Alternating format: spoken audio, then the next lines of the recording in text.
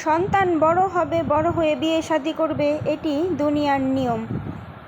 আবার তার ঘরেও সন্তান জন্ম নেবে, এটিও কিন্তু দুনিয়ার নিয়ম। এমন না যে এই নিয়ম কারোর জন্য সীমাবদ্ধ, কিন্তু কিছু কিছু শাশুড়ি মনে করে আমার ছেলে, আমি তারে বিয়ে দেব না, আমি সারা জীবন তাকে আমার কাছে রেখে দেব, সে আমার কথায় উঠবে এবং বসবে।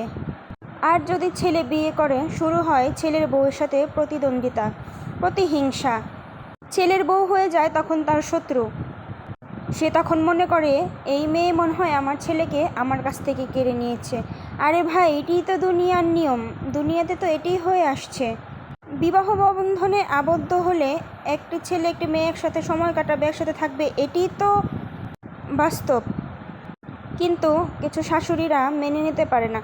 প্রতিনিয়ত ছেলের সংসারে কিভাবে অশান্তি লাগবে, কিভাবে ছেলের বউয়ের বিচ্ছেদ হবে, কিভাবে ঝামেলা হবে, এইগুলো করে। কথায় আছে না, ভাতে না মারতে পারলে কি হবে, পানিতে মারবো। যখন মুখে বলে কাজ হয় না, তখন তারা কুফুরি করে। এটি আরও ভয়ানক, আরও মারাত্মক। এর কারণে শুধু যে তার ছেলের বউর জীবন শেষ হচ্ছে তা না, ছেলের জীবনও শেষ হচ্ছে। দুটি লাইফ একদম শেষের দিকে চলে যায়।